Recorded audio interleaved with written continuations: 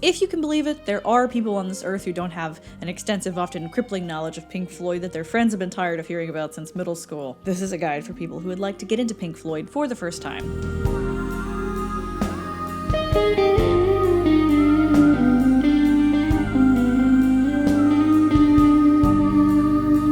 Flashing lights, slide projection, thunderous atmospheric sounds, and incense were the essence of the psychedelic Pink Floyd concert. A purely physical sensation, psychedelic music either makes your flesh crawl with emotion or leaves you cold. It should be seen and not written about, but it is an experience that should be tried at least once. It's Pink Floyd.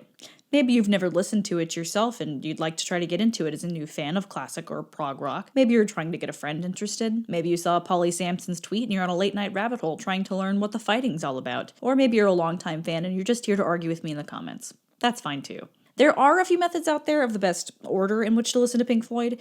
Some say that you don't need to listen beyond the big four albums, which, of course, as a Floyd fanatic, I disagree, but also as an amateur music historian, if I may so call myself. There is so much variety in Pink Floyd's music that listening to one album, or even 4 out of their 15 studio albums and then some, that it's not a big enough sample size to be indicative of their sound or style. Some people say that chronological order is the best, but simply unrealistic, as our exposure to the modern music would alter our perception of how Pink Floyd's sound changed over time. Reddit user Escripticat's flowchart method is nice, but does require you to backtrack, and also goes outside of the boundaries of Pink Floyd's official discography, which I do encourage, but maybe only after you've got the full context of the Pink Floyd sound.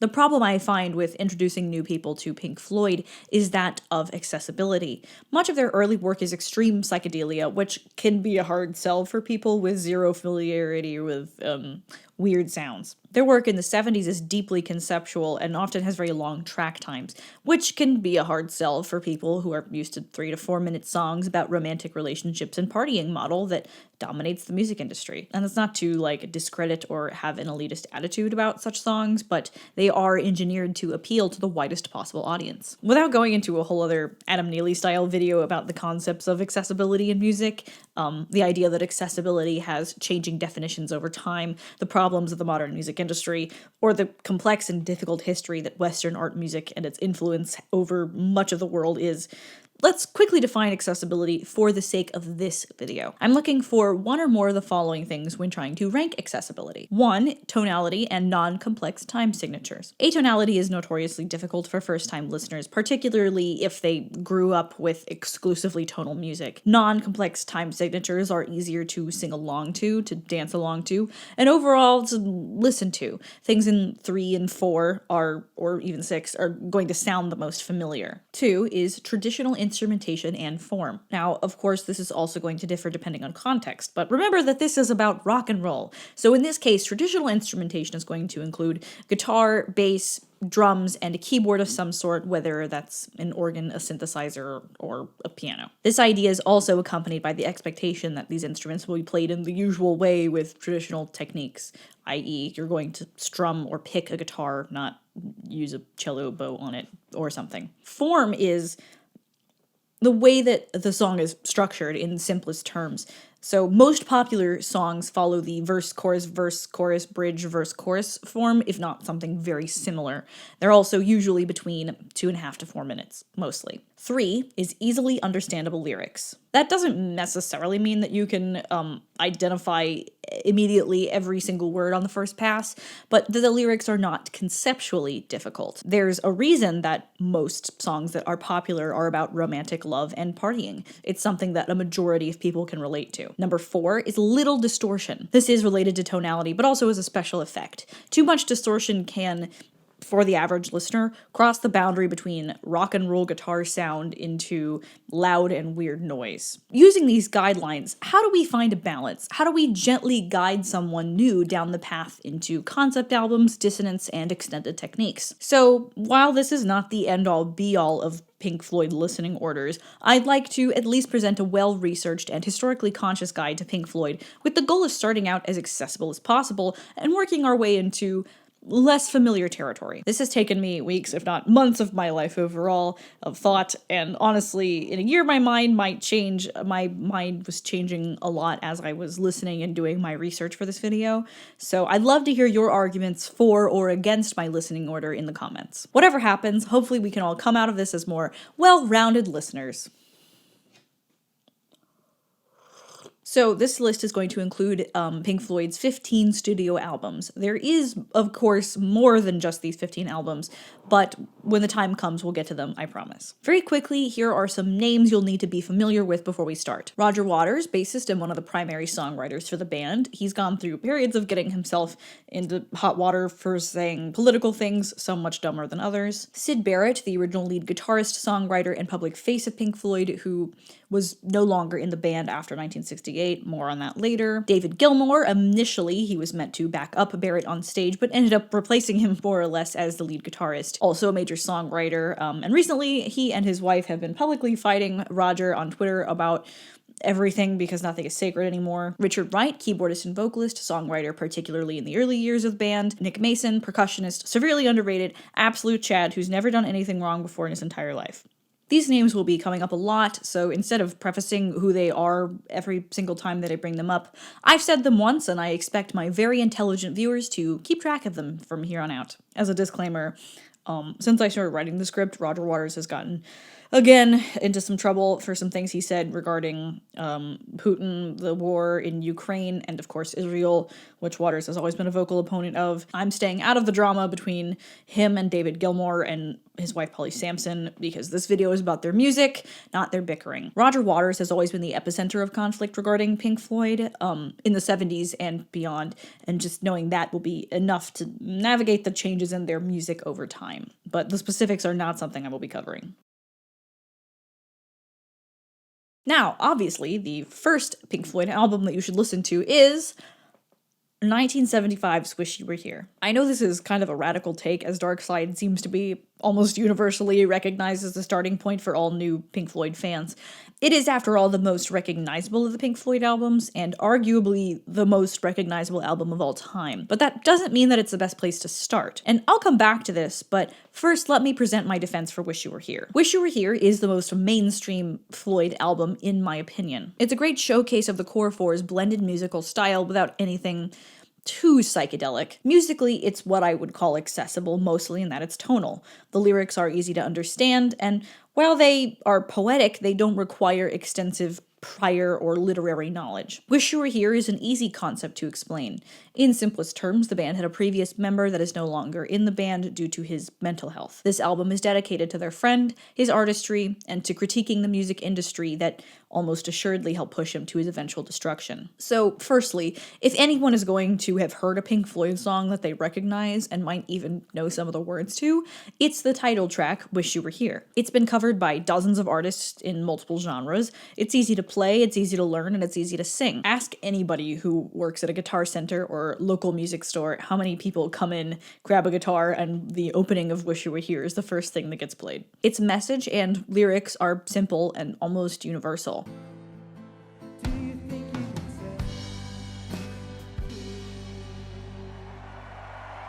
The universality of the lyrics has seemed to be a double-edged sword that has certainly worn down over time.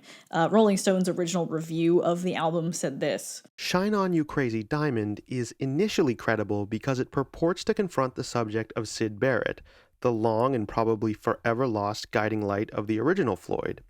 But the potential of the idea goes unrealized. They are given such a matter-of-fact reading of the goddamn thing, they might as well be singing about Roger Waters' brother-in-law getting a parking ticket."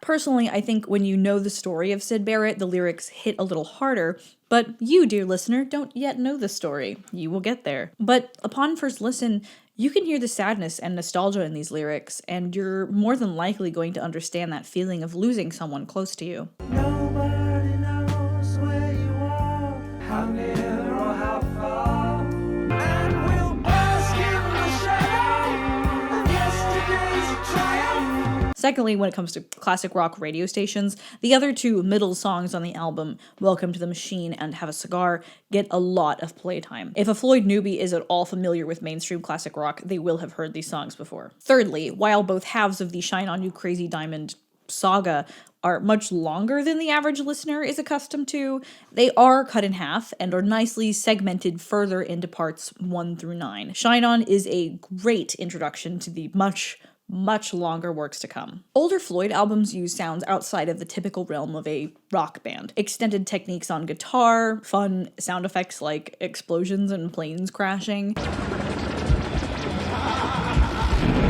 or a harsh arpeggiator for an entire song. There are elements of the same purposeful intensity, like the introduction of Welcome to the Machine,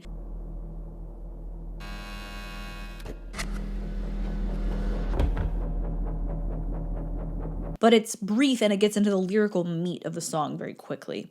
This is what I mean by Wish You Were Here being accessible. It's emotional and a sonically interesting album. And because it's the most accessible and well-rounded Floyd, in my opinion, if you didn't like it, you're more than likely not going to enjoy the rest of Pink Floyd's discography. But if you did like it, then you're probably in for the long haul. Alright, up next is 1973's Dark Side of the Moon. Y'all knew this couldn't be too far down, right? I need not go into the details of just how popular this album was and is to this day.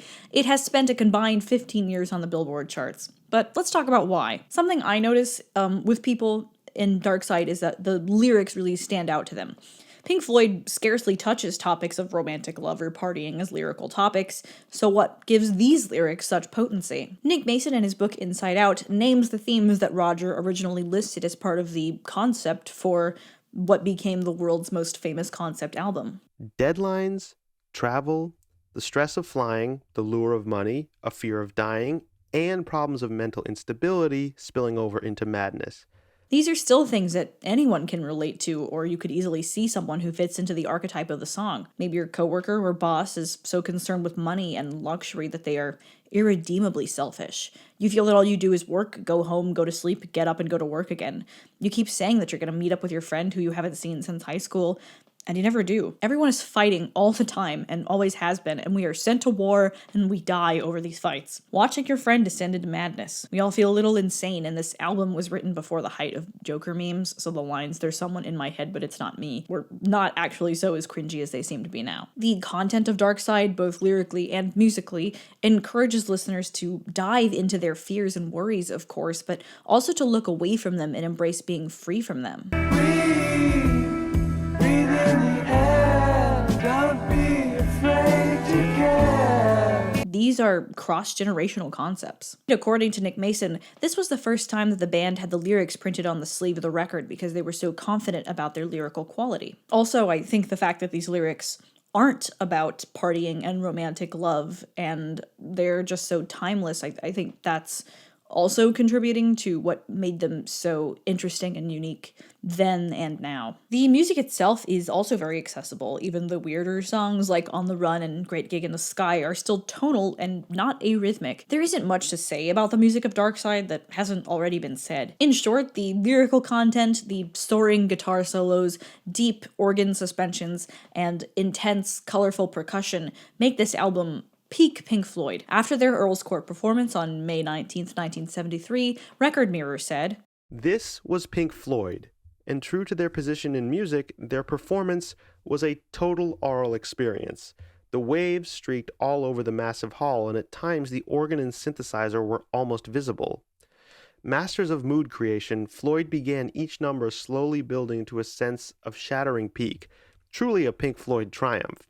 Masters of mood indeed. Pink Floyd has always been associated with being an atmospheric musical experience. Back to the album. Trying out new tech and using as much tech as possible was always Pink Floyd's forte. Their experimental nature put them on the forefront of new sounds that sound fresh even today. Alan Parsons, the head sound engineer for the album, is still being praised for his mastering after all these years for technical choices he made. And this might be a hot take, but I'd venture to say that this album, while of course a masterpiece, would not be as successful if it weren't for the incredible album art. Pardon my anecdotal evidence, but this is the most iconic album art of all time. Can you even see it? Oh my gosh, can you even see my rain? The prism with the rainbow has surpassed the music. And you know that's true because there's an entire genre of videos dedicated to making fun of people who wear the shirts without knowing a single track from the album. I'm asking everybody at Summerfest with a band t-shirt to name 3 songs by that band.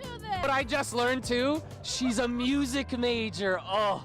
And honestly, if it doesn't say Pink Floyd and it's just like the triangle with the rainbow, like I understand why you want to wear that. It's a cool shirt. Like, it looks cool. But nobody wears Saturday Night Fever shirts, and that album sold almost as many copies. So the art has transcended the music. Again, Dark Side of the Moon is a masterpiece in every sense, but just as much credit is owed to George Hardy, Storm Thorgerson, and Hypnosis as it is to the incredible music. The least accessible thing about Dark Side is, 1, the screaming parts, 2, the heavy noise and distortion of On the Run, and 3, the fact that each side of the record is one long side, and the general public is not accustomed to anything beyond a 3-minute format of a song. Yes, for the uninitiated, while the music is broken up into tracks, they flow into each other seamlessly, leaving no spot to casually change it to something else when it wouldn't be obvious. Many times I've tried to get my more modern pop or country-centric peers to listen to Dark Side, only for them to sigh halfway through time and go, "Is this all one song? How long is this?" To be fair, this is also an issue with Wish You Were Here, but at least the middle songs are 3 clear, separate units. Which is why I don't put Dark Side of the Moon as the first album. Speaking from experience, people who are brand new to Pink Floyd or even any sort of prog rock are going to be put off by On the Run and Great Gig in the Sky upon first listen. On the Run is so early on in the album and it's purposefully anxiety-inducing. It's minimalist and it's kind of scary. Great Gig in the Sky has no lyrics, just a scat-esque improvisatory passage invoking a soulful desperation that is usually interpreted to be about coming to terms with death.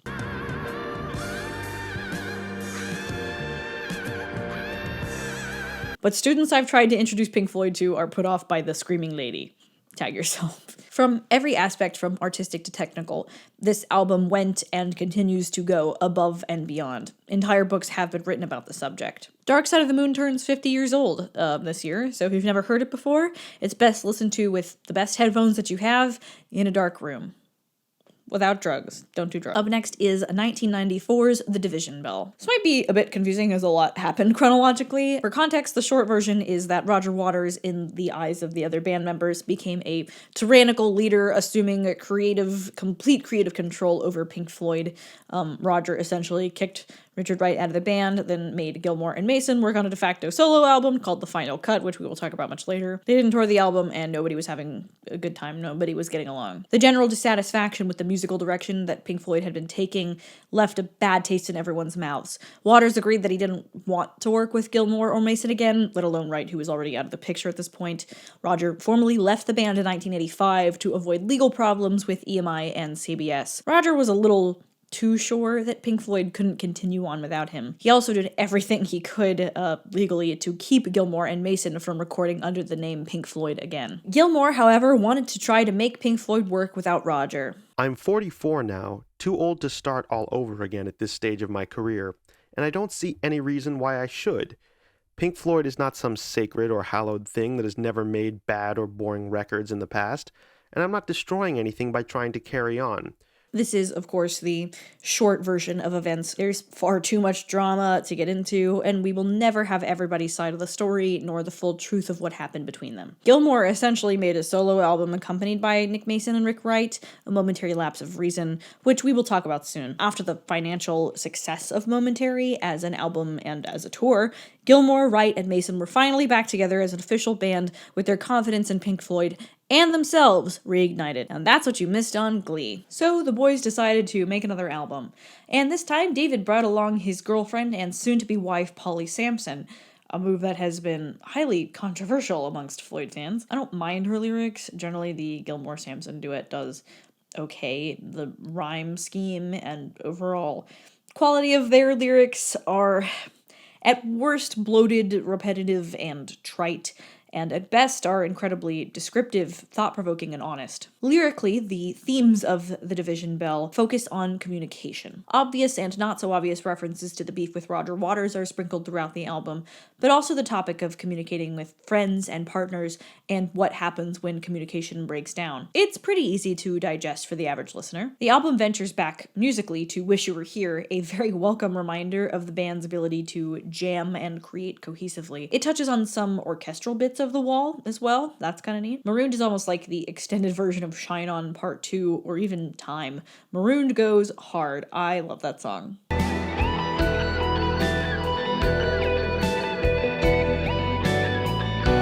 Pulls Apart is one of the most adventurous songs on the album musically. It starts and ends with a groove that is unquestionably mid-Floyd, and that not like mid like new like the kids are saying that's the mid, but like middle of their discography, mid-Floyd. You know what I mean, hopefully. And it devolves for a moment into sound effects and a circus-like organ music, reminiscent of The Wall and early Floyd that we will be getting into before this video ends.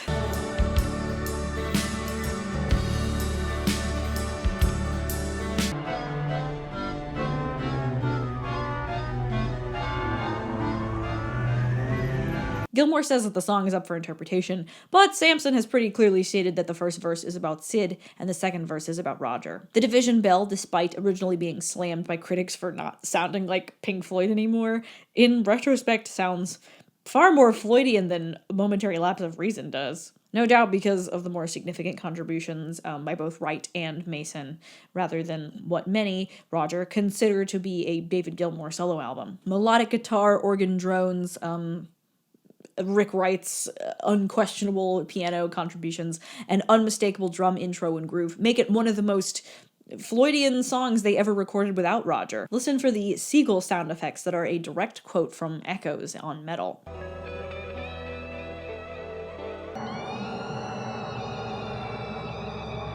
It's really good. Division Bell is also as approachable and accessible, if I'm being completely honest, as Wish You Were Here. The reason it doesn't rank higher is because of the question of whether or not it's quintessentially Floyd. Roger Waters and his diehard fans will argue that it is not, but I argue that it's perfectly Floyd. Roger Waters is the mean kid with like straight A's who took charge of the group project and didn't let anyone have any say.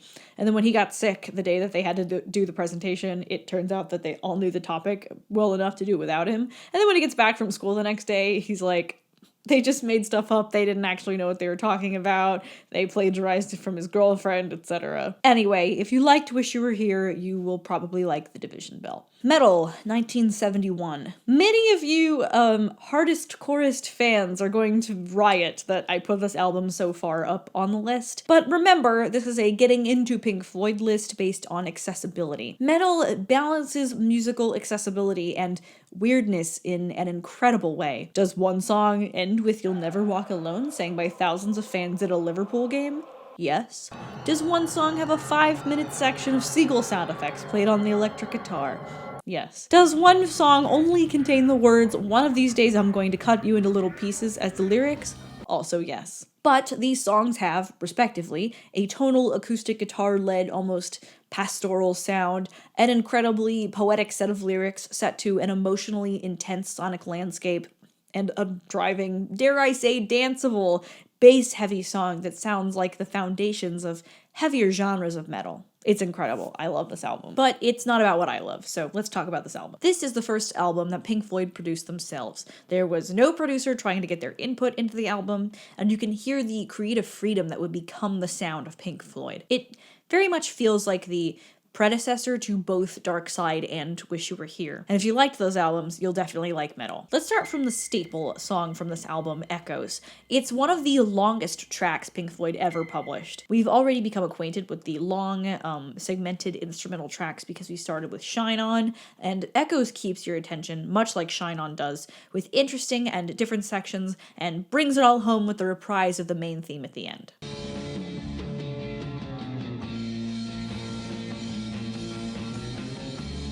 And hold on, is that bass line? Yes, I think it is.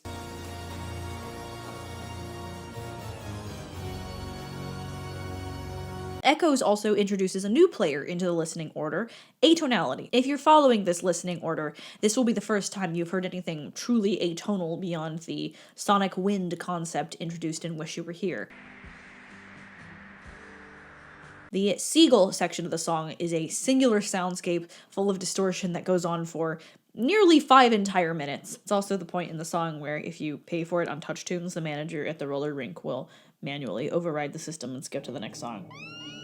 But because it's part of the storytelling of an entire suite of a song, it doesn't necessarily feel pointless or directionless to the listener like later albums on this list might. Once you get through that portion, you're treated to this driving set of 16th notes that seem to be asking questions and a guitar interlude that is unlike anything else on Pink Floyd's discography.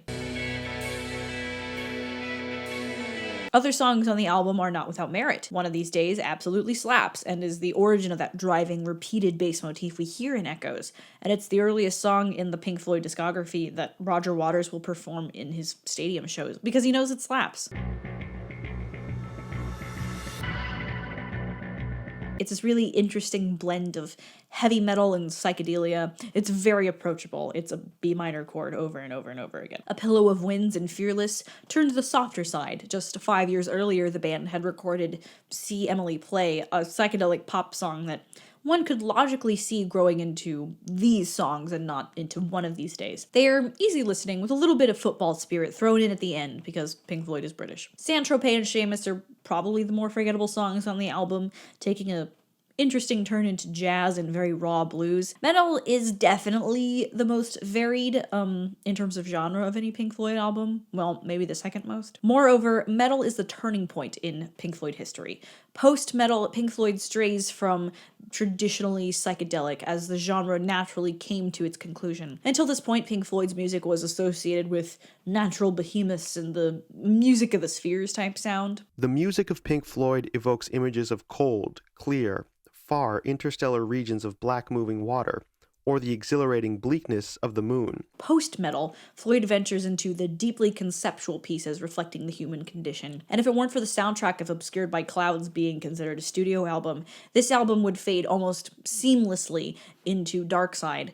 Metal feels like the perfect sonic parent to both Wish You Were Here and Dark Side of the Moon, and I feel it's a great album to follow them on this list. Alright, here we go. A Momentary Lapse of Reason, 1987. This album is so 80s that it hurts. Sometimes that's a good thing. Some of you are going to be very mad that this is up this high. This album is very divisive. Some see it as too Gilmore, a pendulum swinging hard back the other way after years of Roger Waters being in control. There's no doubt that there are some great moments on this album, and some not so great ones. To me, this album has touches of many things that came before. Dogs of War is highly reminiscent of Money, Signs of Life sounds like Shine On the Turning Away has touches of Wish You Were Here, and The Wall, as does Sorrow. It opens with Signs of Life, which again to me sounds like a lovely harkening back to Shine On You Crazy Diamond.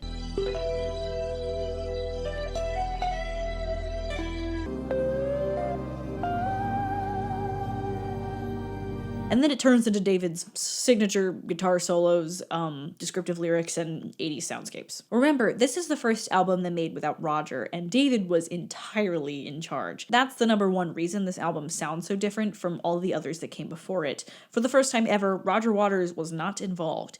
And despite Rick Wright not being an official band member, he was a paid studio musician for this album, and you can hear him on 5 of the 11 tracks. There are a few tracks, however, where Gilmour is the only member of Pink Floyd who appears in the recording studio. Lyrically, it has all the characteristics of David Gilmour's writing. It's descriptive, poetic, and more optimistic than Waters, to say the least. Nothing is very much fun anymore.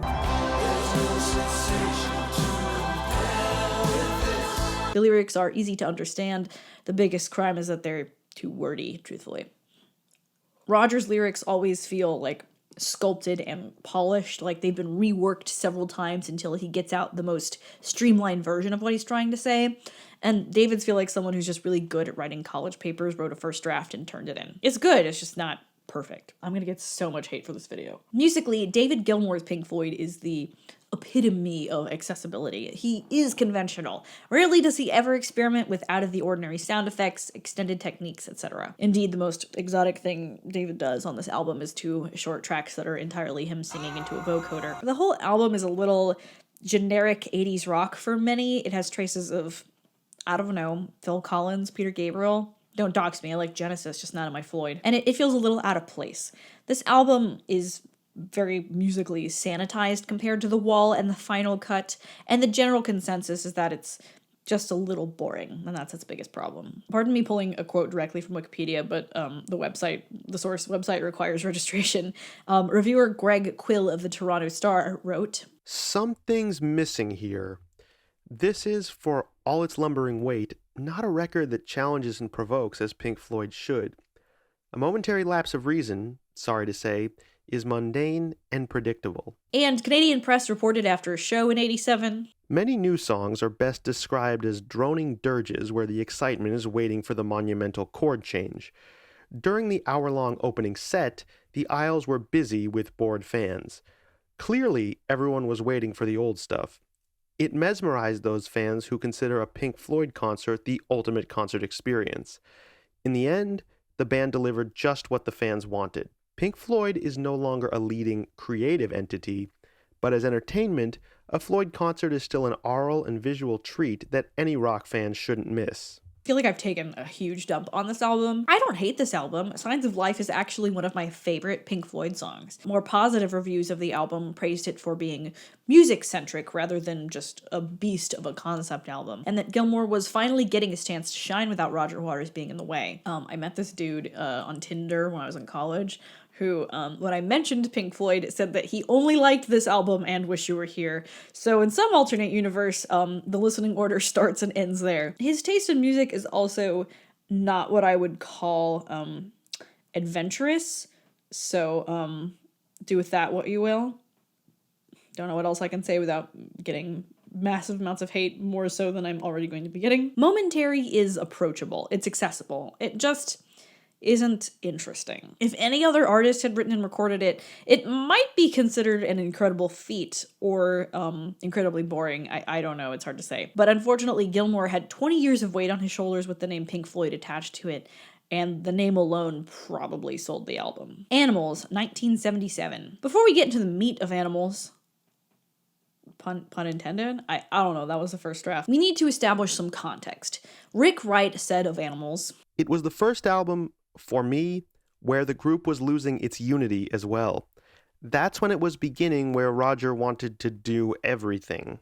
Born out of the political and financial disaster of Britain in the 70s alongside the original punk rockers, Animals is Roger Waters critiquing British politicians, policies, and the people who follow them. Animals is conceptually not too difficult. There are three kinds of people in this world: dogs, pigs, and sheep. Pigs are the capitalists who are greedy and tell you to keep on working. Dogs are the middle class doing whatever it takes to work their way up. And sheep are the mindless masses who must be obedient. It gets comparisons to Animal Farm because it equates people to animals, but I don't think that there's much there beyond the imagery. I don't even really think you could consider it an adaptation. It's just the same concept of anthropomorphizing. People are animals. While personally I think the album has much to say lyrically about people in general, I am more with David Gilmour here. Animals I could see the truth of, though I don't paint people as black as that. I remember listening to this album once with my dad when I was like 18 or so, and I was thinking, which animal am I? A sheep? Surely not, right? Am I a sheep? Am I a dog? This album was really hard to place in the listening order. I actually don't think it's particularly accessible because the songs are very long. There's a lot of weird sounds. Yes, a minutes-long section of dogs barking into a vocoder is somehow less accessible than the same length of time of seagull sounds effects on a guitar over ambient sonic wind. Animals is most inaccessible because of its lyrics. They are highly conceptual and politically charged, and especially if you lean to the right politically at all, this album might be off-putting, very much so. If you find yourself struggling to enjoy anything that doesn't fit the 3-minute song format, and maybe Pink Floyd isn't for you, then Animals is going to be an impossible sell. Not only because the songs are long, but because you can't even really break them down into 3-minute concepts or smaller segments like Echoes and Shine On. Yes, there are large stretches of instrumentals on each track, but still, it just can't be tackled in 3 minutes. This is the album I spent the least amount of time with as a child, probably only because my dad didn't like, in his words, the butchering of the 23rd Psalm in sheep. Oh yeah, that probably made some people really mad and still does. Turns out taking some creative liberties in a parody of a Bible verse is going to alienate a lot of people. Additionally, Pigs lists 3 people, the first of whom is a stereotype of a businessman. Waters has taken using the image of Donald Trump for this verse. The second is generally accepted to be former British Prime Minister Margaret Thatcher, who anyone but the most conservative folks in Britain have an extreme distaste for. And the third is Mary Whitehouse, an evangelical conservative activist who thought that liberalism was killing society and that sex is bad and she's the pinnacle of morality or whatever. And when the album came out, US Americans misinterpreted the lyrics, "Hey you Whitehouse," to be about the president. Roger Waters said for Rolling Stone in 2019, "A lot of people think I'm singing about the White House in Washington, D.C., and I am now, because nobody cares about Mary Whitehouse anymore." You see the problem. Animals require some background knowledge to fully digest these words. If you don't know what Britain was like in the 60s and 70s, it's going to go right over your head, and then you're relying on just the music to grab your attention, which for some it doesn't. Rolling Stone originally wrote, "The sax that warm Dark Side of the Moon and Wish You Were Here has been replaced by a succession of David Gilmour guitar solos, thin, brittle, and a sorry substitute indeed. The singing is more wooden than ever. The sound is more complex, but it lacks real depth." Musically, it's all tonal, the distortion and sound effects being the hardest things to listen to. The whole album is aggressive. In 1977, Angus MacKinnon wrote for NME, "Animals is one of the most extreme, relentless, harrowing, downright iconoclastic hunks of music this side of the sun. Words fade into instrumentals in seamless and unsettling ways.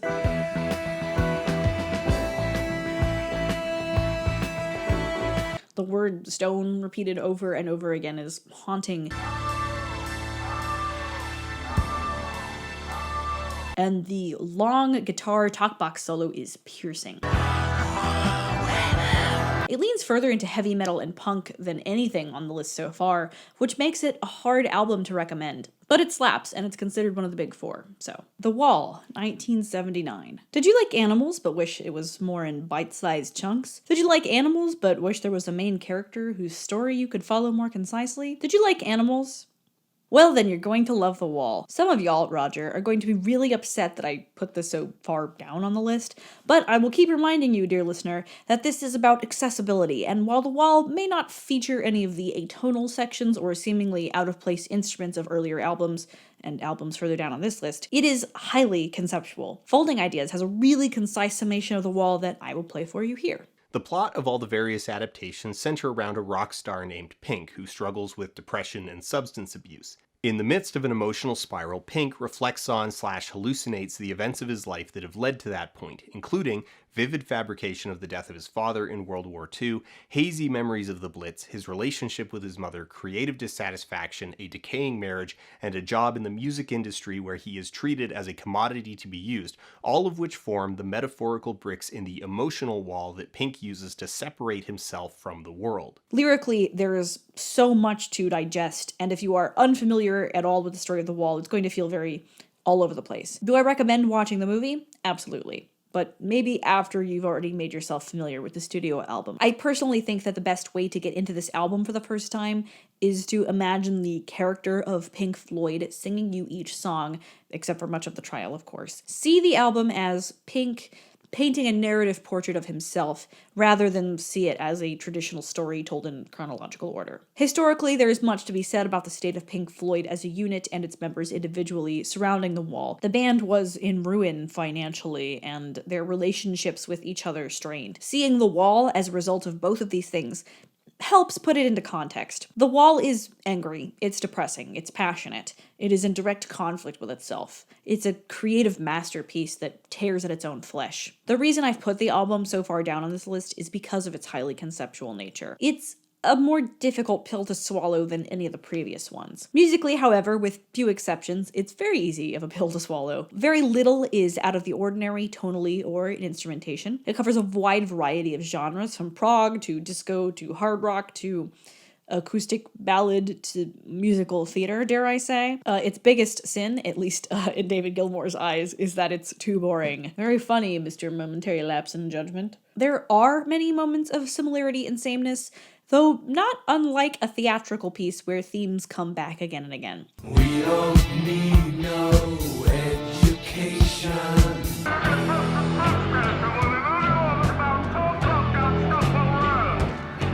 The hardest part for people to get through upon the first listen is the segment from The Show Must Go On to Waiting for the Worms, because it's Pink's hallucination of becoming a fascist dictator. The hit song from the album, arguably the most well-known song Pink Floyd has ever recorded, Another Brick in the Wall Part 2, is simultaneously powerful and trite.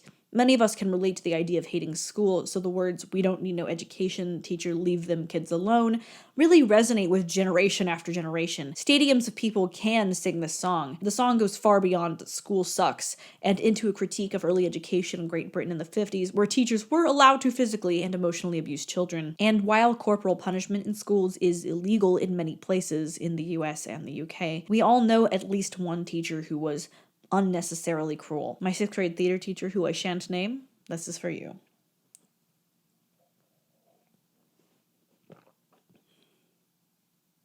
That sticks with you. That turns you into who you are. Teacher, leave them kids alone, along with the disco beat that the band fought very hard against, made it a smash hit in 1979 and forever. And smash indeed. The Wall is the biggest selling double album of all time. The Wall is a hard sell, but it's a rock opera. So there's a plot. And if you can follow that, you're in good shape. This is my favorite shirt. This is my favorite concert I ever went to. I love Nick Mason. I hope he's having a good day. Up next is 1972's Obscured by Clouds. I think after listening to how hard The Wall gets, this album will make sense. Obscured by Clouds is the soundtrack to the movie La Vallée by French director Barvé Schroeder. Pink Floyd did 2 soundtracks for Schroeder's films. Obscured by Clouds is the second album chronologically, and the first one on this listening order, and you do not need to have seen the movie to enjoy this album to its fullest. In terms of studio albums, this was released right between Metal and Dark Side, placing it in a very strange spot musically. Nick Mason said that This was not a Pink Floyd record, but rather a collection of songs that everyone liked. It may even be the last Floyd album to be born of a real collaboration among Waters, Gilmour, Wright, and Mason. Nick Mason described the album as relaxed but tight and was done with minimal preparation. The entire album was recorded within a 2-week period, very different than the months-long sagas that other albums spanned. You can kind of hear the rushed and aesthetic-driven approach to the songwriting, but it's still pretty enjoyable. The instrumentals are heavy, even aggressive, as Melody Maker originally reviewed. It's certainly got a touch of punk rock, almost Velvet Undergroundy. It's what makes the album, except for the last track, so good to play for people who are not fans of prog rock. Songs like the title track are great jam band songs.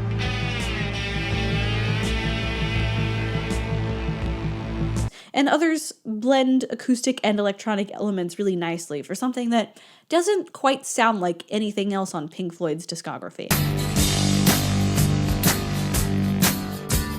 This monster of a book back here, Pink Floyd, All the Songs, calls it a digression, a kind of recreational sidestep in their artistic development. That's not to say it's bad, it's just pretty typically rock and roll and is not by any definition quintessential Pink Floyd. The reason it's so far down on this list is because while much of it instrumentally is pretty standard, and the lyrics are not what I would call approachable for normies, they're, that sounded so elitist, oh my god. They're poetic and lovely, but do require multiple listenings to understand and digest. They feel like less polished versions of the songs that wound up on Dark Side. Songs about death, the passage of time, etc. It's also just not at all like anything else on their discography, so even if you skipped it, you'd mostly just be missing out on some cool tunes and not the conventional Pink Floyd experience. This album also contains the lyrics, You are the angel of death. I am the dead man's son. Buried like a mole in a foxhole, and everyone's still on the run. which is the first time, chronologically, that Roger mentions the death of his father, which is another great reason for this album to follow The Wall. Adam Hart-Mother, 1970. Adam Hart-Mother comes over as possibly the most mature and finished piece of music the group has yet produced. The running joke on r/Pink Floyd and its meme offshoot r/Pink Floyd Circle Jerk is that X is the most underrated album. So my unironic contribution to this is that Atom Heart Mother is the most underrated album Pink Floyd ever made. It can be a hard sell, after all. The title track has some strange sound effects and an entire orchestra and choir behind it.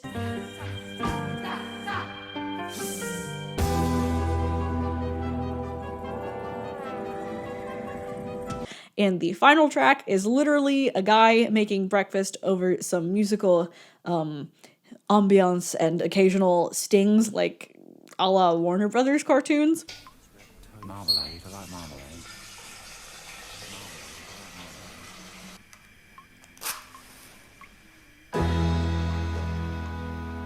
But there are some real gems on this album. It's just weird enough to be this far down on the list when getting people into Pink Floyd, but it's one of the few times you can hear what would become the quintessential sound of Pink Floyd taking shape, particularly about 10 minutes into the Atom Heart Mother suite. Oh yeah, remember how long echoes and dogs are? Well, here's one more long one. And before I get too far in, my internet friend and YouTuber Nate has a whole video on Atom Heart Mother that I would highly recommend if you're at all interested in Pink Floyd deep cuts or just musical deep dives in general. He goes into great detail about Ron Geeson's contribution to Floyd history and musical history, as well as the difficulties of recording and playing Atom Heart Mother live, so seriously, go watch it. It's right there. Or there, wherever the thing pops up, I don't know anymore. Anyway, the majority of the album's weirdness comes from, of course, Alan's Psychedelic Breakfast, which I think is a more fun trip into weird than Ummagumma or More, two albums we'll talk about shortly. Other parts of the album's weirdness come from the choral parts in the Atom Heart Mother suite. It's often dissonant, it's syllabic rather than lyrical.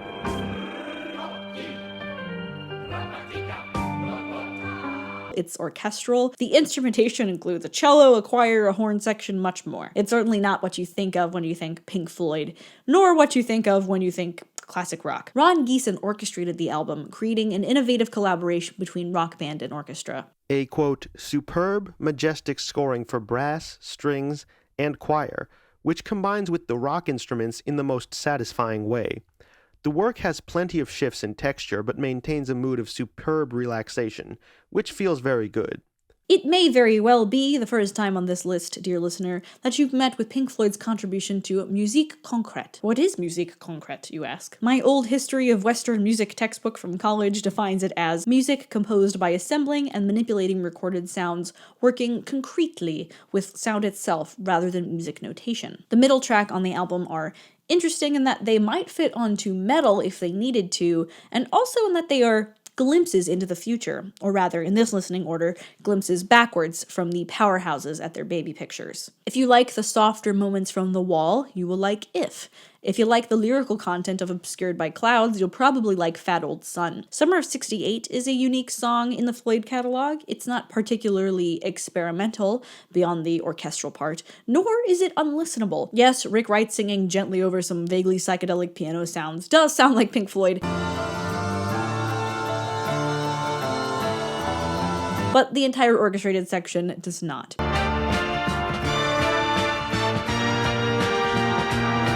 It's different and belongs only on this album, and it's one of my favorite Pink Floyd songs. Frankly, the album is a triumph when you consider that the band was being pushed to get an album out despite being at a creative dead end. Flashback to Wish You Were Here. In Have a Cigar, which feels simultaneously decades ahead of and behind us, the music industry executive character sings, "You've gotta get an album out," and Atom Heart Mother was that album. Roger Waters himself even said at the time of its release, The album is less experimental than Ummagumma, much nicer to listen to. I think it's by far the best, most human thing we've done. Retrospective views of the album from the Floyd would be less kind. From Nick Mason's, it was a learning experience, to Roger Waters' expletives. We're finally getting to 1968's A Saucer Full of Secrets. Y'all know this isn't just Alaron's favorite albums list, because Saucer is all the way down here, and it's personally my favorite album. A Saucer Full of Secrets is this incredible album that touches many sides of psychedelia, from the hard rock moments of Let There Be More Light to the psychedelic folk of jug band blues Blues, and Seesaw. This is the only album that all 5 members of the band would work on together. Rick Wright's contributions to the album are gentle, childlike songs that invoke a pastoral childhood, while Roger Waters takes his first stab at an anti-war song in Corporal Clegg. The kazoo part might drive some people away, but the lyrics are very telling, dark and satirical look into Waters' thoughts about sending the boys off to war, and into what he'd go on to write in the future. And musically, it was very Sid-like in its almost silly lyrics and mixed meter time signature. Corporal Clegg, The title track, A Saucer Full of Secrets, is probably the thing that puts it so far down on the list. It's got some delightfully atonal moments, some wild sound effects and animal noises, heavy distortion.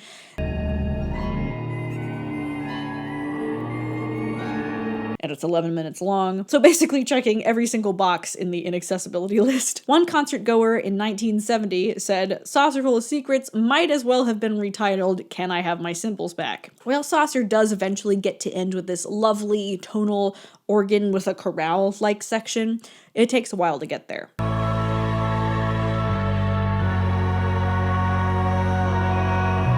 While the track A Saucer Full of Secrets might be a darling to enthusiasts of John Cage or Ligeti and other aleatoric avant-garde or otherwise off-the-beaten-path composers, it certainly might not be your cup of tea if you've only listened to more mainstream classic rock and are new to the genre. But if you've enjoyed the bits of strange noises you've heard up to this point, I think you'll be fascinated by this entire piece of noise collage. Of course, we can't talk about this album without talking about Set the Controls for the Heart of the Sun, a song that would go on to become a Pink Floyd staple for years. It is a brooding, dare I say minimalist piece with this catchy ostinato bass line. The lyrics are poetic, and the atmosphere it creates, it's so unique. I don't think the Floyd was ever able to recapture exactly this vibe. The gong, the heavy use of reverb on different percussion instruments, and the organ, the ever-present bass line feeling like someone is always a few steps behind you. It's so good. The song is great. Not the most accessible, of course, but I love this song. Waters was very much influenced by 1960s sci-fi, which to modern audiences can seem a bit campy or cringy depending on what you're watching. Let's talk about Jug Band Blues. This is the only song on the album credited to Syd Barrett, and it's very clear that it was written in isolation from the rest of the album. It absolutely sounds more like one of the Floyd's early singles or something on their first album, Piper at the Gates of Dawn, which we will talk about in a minute, rather than something that was a team effort or a blending of styles from each band member. Syd had a small brass band brought in for recording and then gave them no direction. And the song just definitely doesn't belong. Barrett's unfortunate combination of mental illness and hard drugs did him a disservice, and during the making of Saucer Full of Secrets, he more or less went completely off the deep end. The story of Syd Barrett has been rehashed many times, so I won't say much more than that, but Barrett was at this point already on his way out of the band, whether he knew it or not. Maybe he did, though, as many Floyd enthusiasts over the years have noted that the lyrics of Jug Band Blues seem to range from defeatism to accusatory, along with the touch of traditional Barrett's dreamlike quality. softly considerate of you to think of me here, and I'm most obliged to you for making it clear that I'm not here. We will really never know what Syd was thinking. Unlike Wish You Were Here, where no additional context is needed to appreciate the feeling of losing a friend, Jug Band Blues requires so much extra information for it to sound both coherent musically and lyrically. This album has the right amount of psychedelia that was touched on symphonically in Atom Heart Mother, but not enough to be completely alienating to anyone who's made it this far. In Pink Floyd, all the songs, Gesdon and Margotin, describe the symphonic progressive tetralogy of Saucer Full of Secrets, Atom Heart Mother, Metal, and Dark Side. Now that we've been through all these albums, you can really see how logically they lead and grow into one another. Brief pause to mention that now is a good time to listen to the early singles, particularly See Emily Play,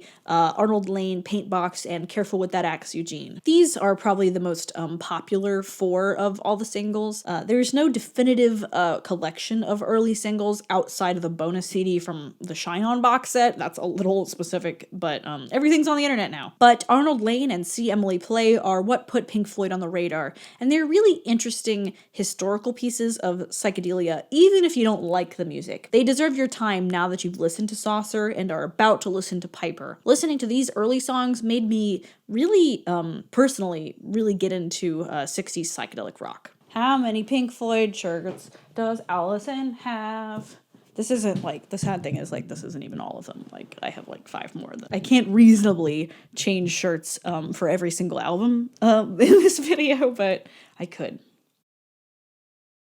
The Piper at the Gates of Dawn, 1967. Pink Floyd, or should I say the Pink Floyd, did not start as the best-selling household name band that we know today. On the contrary, they began as a relatively underground band playing small venues. The Pink Floyd were an improvisatory, performance-first group, putting much stock into atmospheric and theatrical elements of performing that began with their revolutionary psychedelic light shows all the way up to Roger playing in front of a football field length screens and animations. As for the music, Sid never played something the same way twice. Many of the instrumental tracks on Piper reflect this, feeling almost jam band-like rather than rehearsed and planned songs for an album recording. They became famous as the house band, for lack of a better term, for the UFO Club in 1967. The UFO Club was a center of the London underground music scene and of the psychedelic counterculture of the time. Nick Mason writes, "We may have been adopted as the house orchestra, but we rarely got to share the psychedelic experience. We were out of it. Not on acid, but out of the loop. We were busy being a band, rehearsing, traveling to gigs, packing up, and driving home. Psychedelia was around us, but not within us." Their music was experimental, improvisatory, and nonconformist. Steeped in the counterculture of 60s London, Pink Floyd's early music was the pinnacle of psychedelic pop.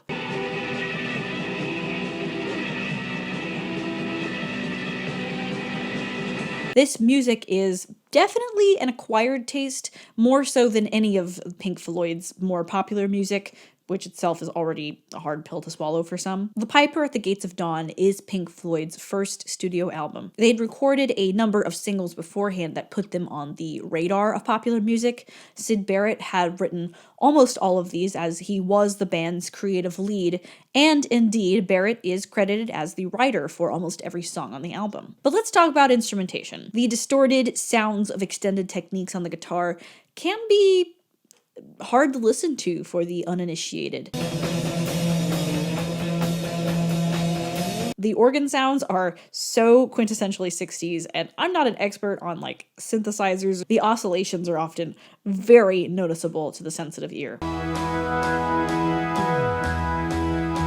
There are a ton of electronics on this album, simultaneously making it part of a revolution of sound and also very dated retrospectively. It is fortunate for us that the Pink Floyd continued growing beyond the sound, rather than stay stuck in the movement that birthed them and fade into obscurity. Both Interstellar Overdrive and The End of the Bike are musique concrète pieces, sound collages that are deeply interesting to both the inexperienced and the familiar alike. They are, dare I say, academic. Notably, this album was recorded and released very closely to the Beatles' Sgt. Pepper's Lonely Hearts Club Band, which also makes use of effects and noises that the general public was starting to become accustomed to, unless they turned it off before the end of A Day in the Life. Interstellar Overdrive and Astronomy Domine are both seen as the beginning of space rock, evoking imagery of the vastness of the cosmos through heavy instrumentals and reverb, wide open fists, and in naming planets and moons and their mysterious hidden qualities.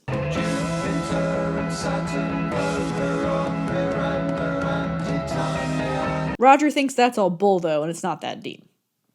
Not every song on the album is a massive trip through space, nor does it need to be. The early years of the Floyd were defined by the Syd Barrett style of writing. His lyrics are based on, if not taken directly from, children's literature, English literature, or philosophical writings. Because of this, the rhyming scheme is often irregular, if it is present at all. This is especially true for Piper compared to the early singles. 7 is the number of the young light. It falls when darkness is increased by To modern audiences, as well as more traditional and uptight audiences in '67, the fantastical and childlike images evoked by Barrett's lyrics can be off-putting. Sitting on a unicorn. Nowadays, such lyrics would be like cliche or cringy or weird, but at the time were not so. This doesn't keep modern ears from passing judgment. A number of people I've played the album for have described the music as creepy.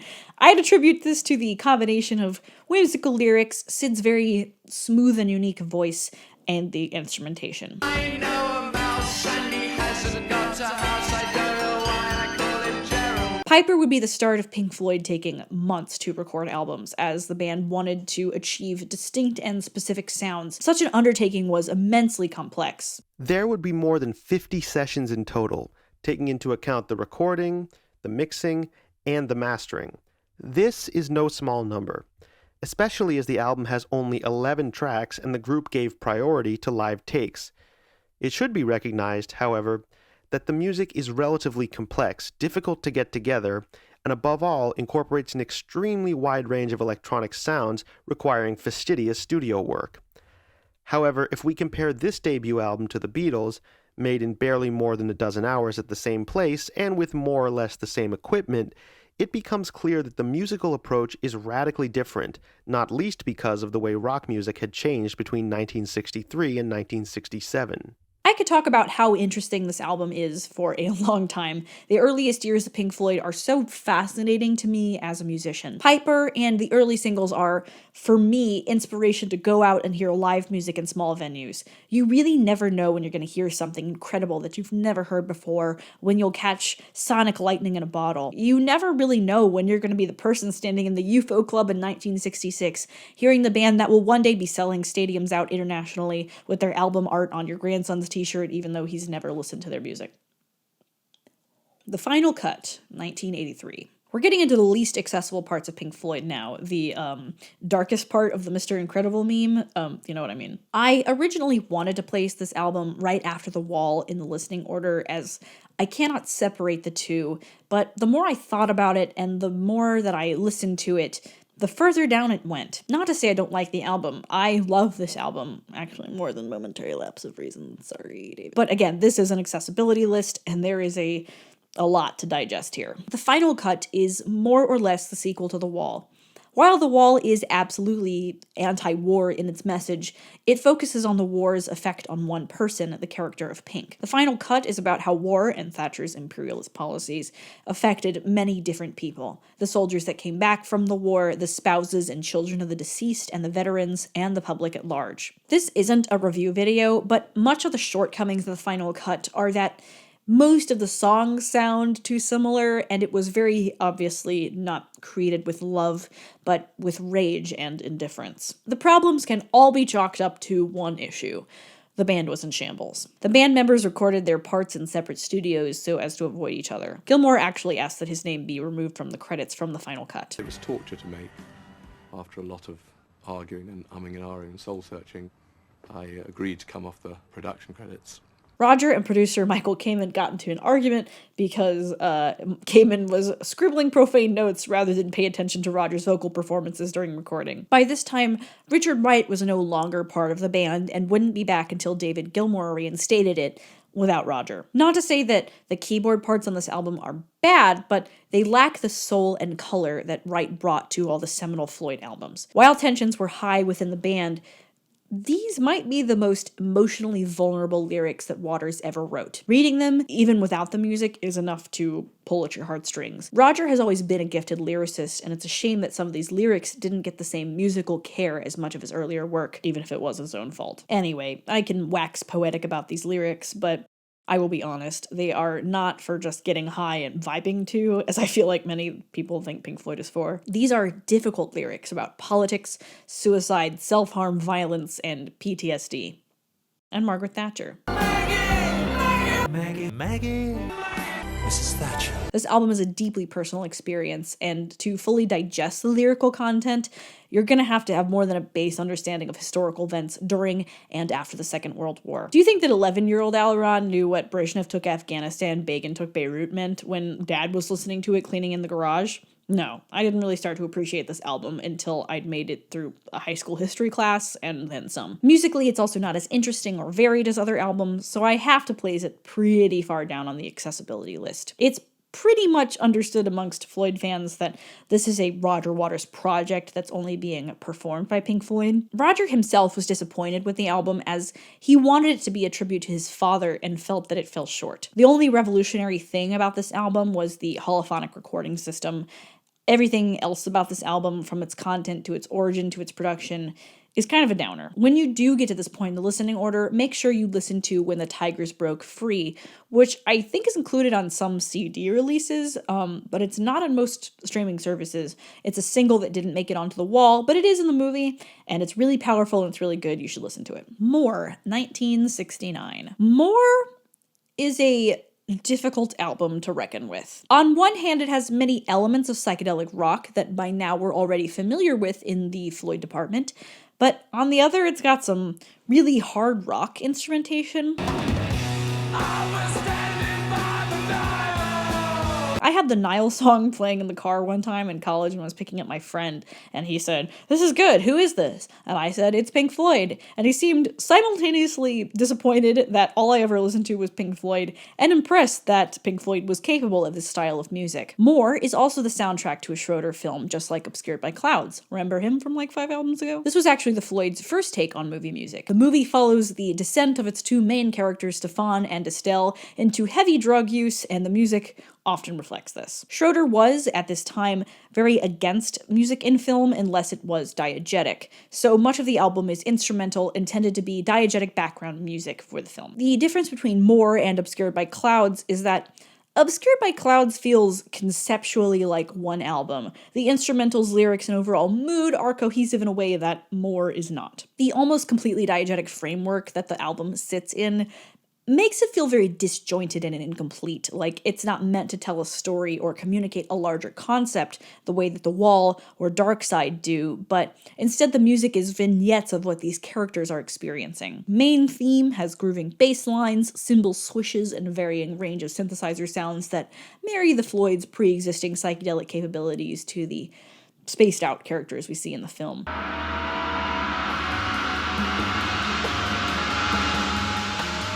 Quicksilver is a dissonant, atmospheric improvisation with extended techniques on guitar and vibraphone that might invoke the imagery of a drug high.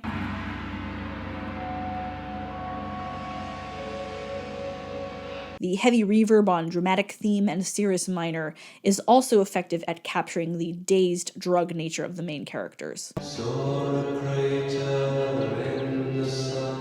But for its lack of uniformity, it is a fun splattering of genres, showcasing how versatile the Floyd could really be should the need arise. The album covers blues, hard rock, free jazz, folk, musique concrète, psychedelic rock, minimalism, and even pseudo-flamenco Spanish exoticism, if that's what you'd call it.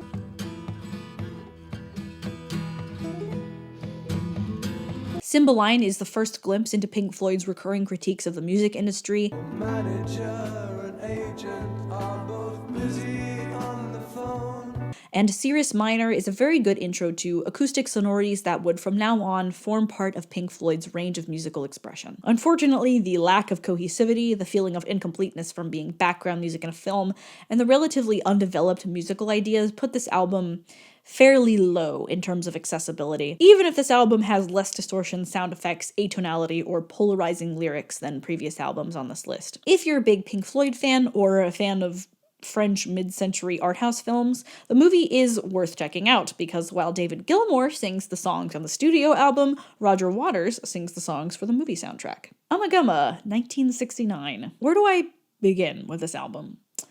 Well, Ummagumma is, very experimental. I mean, proper academic definition of the term experimental.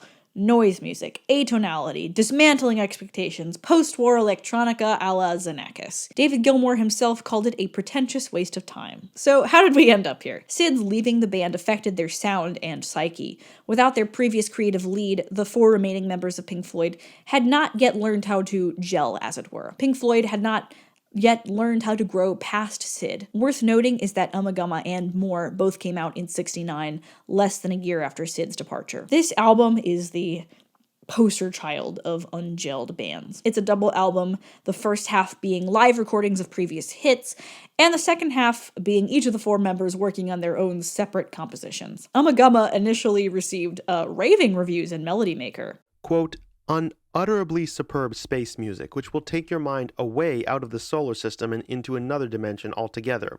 And, quote, the Floyd are currently running against the tide, in that they are more interested in creativity than virtuosity. This double album, packed with brilliance and originality, shows just how successful they are. One reviewer who was particularly fed up with the state of pop music even hypothesized that Ummagumma would save pop music. Pop music has at least one saving grace that excuses its puerilities and pretensions, its abominations and mediocrity. This one factor has produced a record album free of influences, devoid of comparisons, and full of unnervingly vital, powerful, and extremely musical creativity. Its classicism fulfills the often doubted belief that pop music has an aesthetic value. The record that is helping bring life and glory back to the almost decayed music world is Ummagumma, performed by the Pink Floyd, a truly magnificent achievement. These are strong words for an album that is almost always ranked at the bottom of album lists. This and the previous album, More, usually sit side by side at the bottom, and there's a reason that they're at the bottom of this list as well. While not as unlistenable as r/Pink Floyd would have you believe, Roger Waters' several species of small furry animals gathered together in a cave and grooving with a Pict might single-handedly drop the album to the bottom of the accessibility well. The track consists almost entirely of animal noises and Roger Waters, or possibly future producer and orchestrator Ron Geeson, shouting in a Scottish accent, and it will drive your pets insane. Then again, parts of Nick Mason's The Grand Vizier's Garden Party stray far off the beaten path of tonality, expected form, or standard instrumentation of a rock band.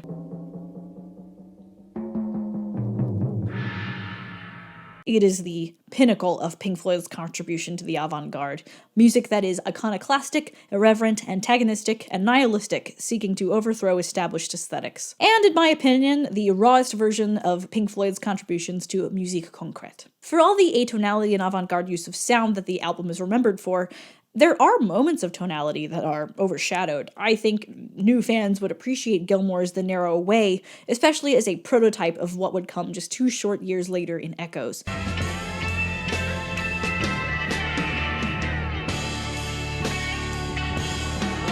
But to be honest, the more tonal parts of the album are kind of forgettable. Funny how Melody Maker thought otherwise. Richard Wright's 4-part Sisyphus is superb, containing a piano solo which starts conventionally but splinters into a passage reminiscent of Cecil Taylor. Roger Waters' tranquil Grantchester Meadows is a thing of permanent beauty, and the whole set can be recommended as an example of exploratory thinking at its best.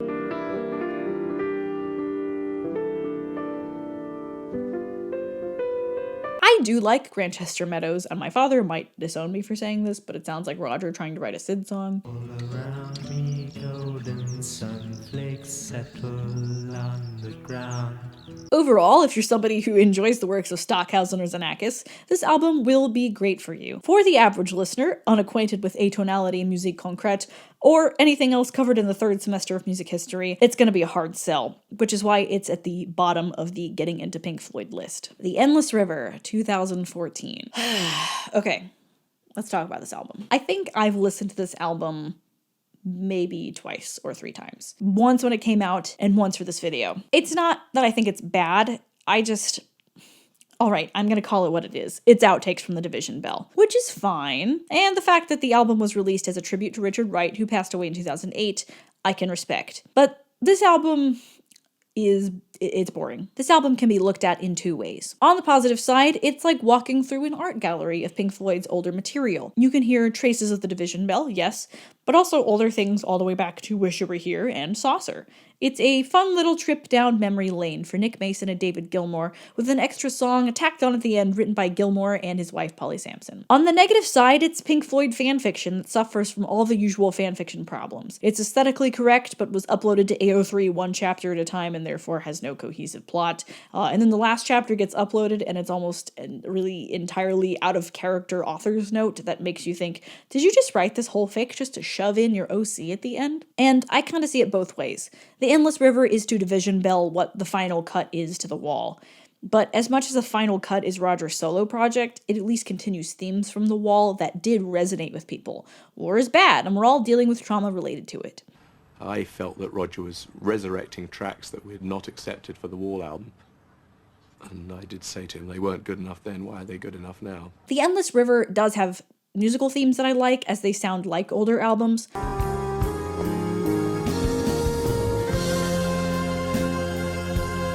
But I cannot reconcile it with the Gilmore-Sampson finale that is louder than words. Remember when we listened to A Momentary Lapse of Reason and I said Gilmore writes really accessible stuff? Well, turn that dial up to an 11 out of 10 because Louder Than Words is probably the most accessible song Pink Floyd's ever written because it is too accessible. It is what the public thinks a Pink Floyd song sounds like. The lyrics are asinine, there's guitar solo and female backing harmonies. It's lackluster callback to Dark Side of the Moon. Again, this is not a review channel. This video is not a review, so I'm gonna make this quick.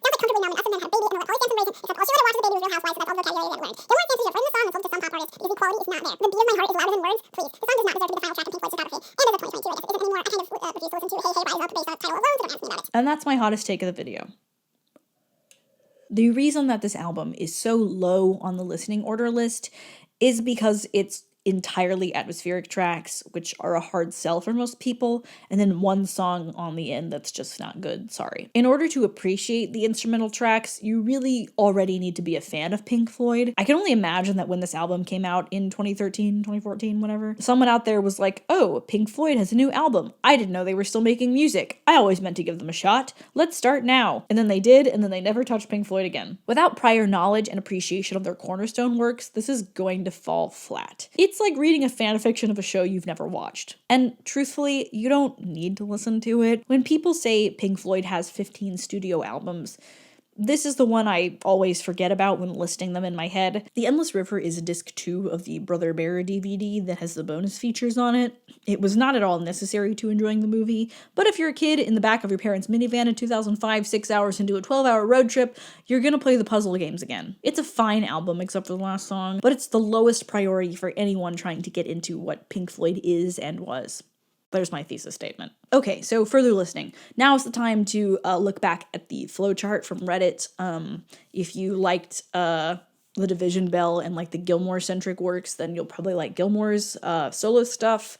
Rick Wright, Nick Mason, and Roger Waters all have their solo stuff. If you really liked the final cut, Roger has like 4 more albums that are very similar thematically and musically. If you like the early stuff, I'd highly recommend Syd Barrett's solo works. Some of them can be hard to listen to knowing the context of his life, but they're pretty good songs, I think. So, and Zabriskie Point, which is not a studio album, but if you like the early stuff, go listen to Zabriskie Point. I hope that this list was helpful to you as a new Floyd fan, or as an old Floyd fan who just clicked to argue with me in the comments. Very curious to know what those are going to be. This is by no means a perfect list. And again, it's not a which album is best list because there's far too much subjectivity there. It's saucer. Let me know what you'd change and what your arguments would be. And happy 50th anniversary to Dark Side of the Moon. Thanks for watching. But seriously, saucer. Additional thanks to Nate for his voiceover work. If you're all interested in music history, especially that of the 20th century, please go check out his channel. Special thanks to my supporters on Patreon: Josh Ferguson, Dalton I Am the Teacup McAdoo, Alexis Womack, Brian Barnes, Paige, Avi Finkel, Zara Shmara, and Will Golden. This video would not be possible without you. If you'd like to support me on Patreon, the link is in the description. Thanks for watching, and thanks for dealing with me not getting a video out for 6 months as I was in a musical. See you soon.